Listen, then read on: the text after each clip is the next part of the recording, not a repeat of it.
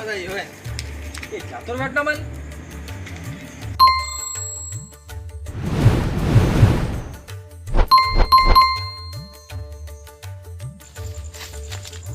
මොන වගේ යතුරක්ද?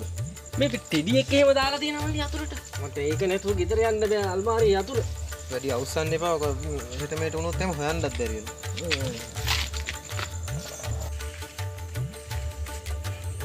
සල්ලි බෑ. අත්තුත් ඇති බලාගෙන ඊට පස්සේ